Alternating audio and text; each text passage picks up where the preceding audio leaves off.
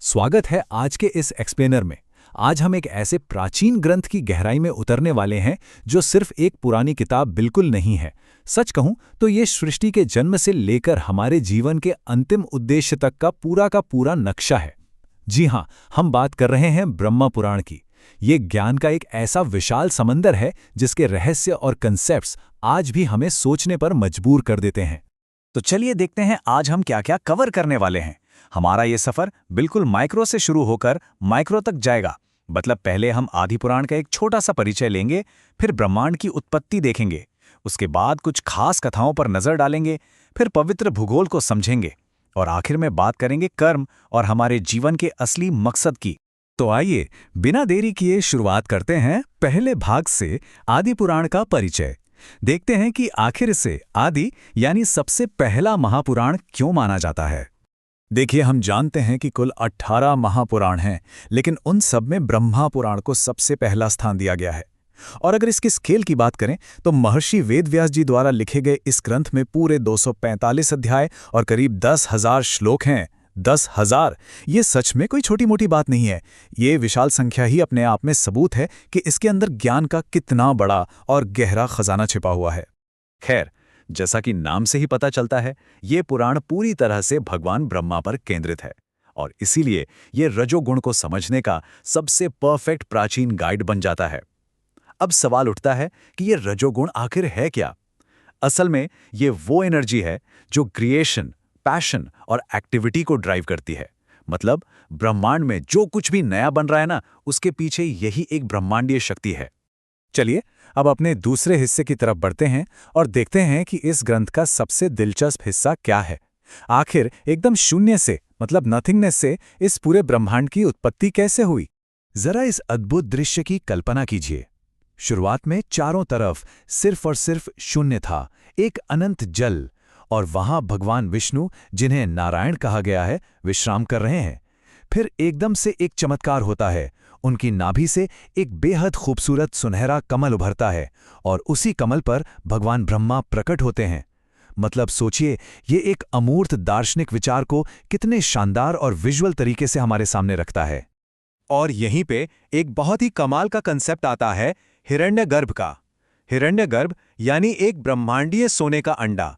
जब ब्रह्मा जी प्रकट हुए तो उन्होंने इस विशाल स्वर्ण अंडे को एकदम परफेक्ट तरीके से दो हिस्सों में बांट दिया। इसका ऊपर वाला हिस्सा बन गया स्वर्ग यानी देवलोक, और नीचे वाला हिस्सा बन गई हमारी पृथ्वी यानी भूलोक। कैसे एक ही सोर्स से ऊपर और नीचे के दोनों लोकों का बैलेंस बनाया गया, ये सच में हैरान करने वाला है। अब एक और दिलचस्प बात पर गौर करते हैं। ब्रह्मा जी के चार मुख, ये सिर्फ कोई फिजिकल फॉर्म नहीं है, बल्कि ये एक बहुत ही डीप सिंबॉलिक मैप है। एक तरफ ये दुनिया की चार दिशाओं को दिखाते हैं और वहीं दूसरी तरफ ये संपूर्ण आध्यात्मिक ज्ञान के सोर्स हैं, यानी हमारे चारों वेद, ऋग्वेद, सामवेद, यजुर्वेद और अथर्ववेद। सीधे शब्दों में कहें तो ये ज्ञान और भौतिक दुनिया का एक एकदम परफेक्ट संगम है। अब आते हैं तीसरे भाग पर। ब्रह्मांड के इस बड़े कंसेप्ट से थोड़ा आगे बढ़ते हैं और देखते हैं वो प्रमुख कथाएं जो इस पुराण के दर्शन को असल जिंदगी से जोड़ती हैं। इस ग्रंथ में कई ऐसी शक्तिशाली पौराणिक कहानियां हैं जो हमारे बेसिक्स एकदम क्लियर कर देती हैं। जैसे राजा पृथु की कहानी, जिन्होंने एक बंजर जमीन को इतना उपजाऊ बनाया कि इस ग्रह का नाम ही उनके नाम पर पृथ्वी पड़ गया। इसके अलावा इसमें सूर्यदेव की महिमा का इतना डिटेल में जिक्र है कि कई लोग इसे प्यार से सौर पुराण भी कह देते हैं। और हाँ, भगवान राम और कृष्ण के अवतारों से लेकर शिव पार्वती की वो भावुक कथा, सती का बलिदान और पार्वती के रूप में उनका वापस आना, ये सब कुछ आपको इस एक ही ग्रंथ में मिल जाएगा। चलिए अब चौथे भाग की ओर चलते हैं, जहां हम इस पुराण के जरिए प्राचीन भारत के पवित्र भूगोल यानी सेक्रेड ज्योग्राफी पर नजर डालेंगे।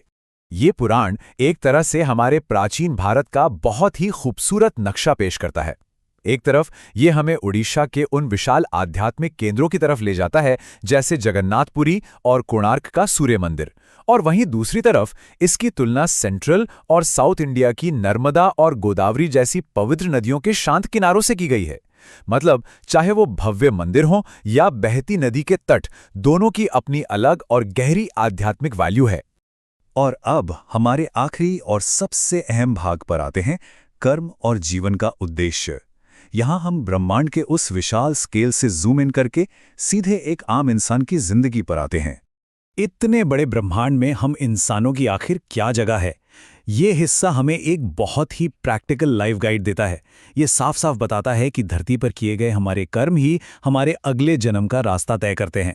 और इस जिंदगी को सही से जीने के लिए हमें 4 मुख्य गोल्स पर फोकस करना चाहिए: धर्म, अर्थ, काम और मोक्ष, जिन्हें पुरुषार्थ कहा जाता है। बस इन चारों के बीच एक सही बैलेंस बनाना ही लाइफ का असली मकसद है। अब जरा समय के इस चक्र पर गौर कीजिए। सतयुग, त्रेता युग, द्वापर युग और कलयुग। सबसे कमाल की बात यह है कि इस प्राचीन ग्रंथ में समय की जो कैलकुलेशन की गई है ना, वो आज के मॉडर्न एस्ट्रोनॉमिकल साइकिल से काफी हद तक मैच करती है। ये सच में माइंड ब्लोइंग है कि कैसे प्राचीन माइथोलॉजी और आज की मॉडर्न साइंस एक ही बात कह रहे हैं। ये उनके बीच एक परफेक्ट ब्रिज बनाता है। तो समय का ये विशाल पहिया तो बस लगातार घूमता ही जा रहा है। और ये सब जानने के बाद मन में एक ही सवाल उठता है कि हमारे रोजमर्रा के छोटे छोटे काम इस इतने बड़े शाश्वत ब्रह्मांडीय डिजाइन में कैसे फिट होते हैं। आज हम जिस युग से गुजर रहे हैं उसमें हमारे व्यक्तिगत कर्म इस पूरे साइकिल के भविष्य को कैसे आकार देंगे। ये एक ऐसा विचार है जो ब्रह्मांड की विशालता के बावजूद हमारी खुद की जिम्मेदारी का एहसास दिलाता है। तो इस बारे में जरूर सोचिएगा।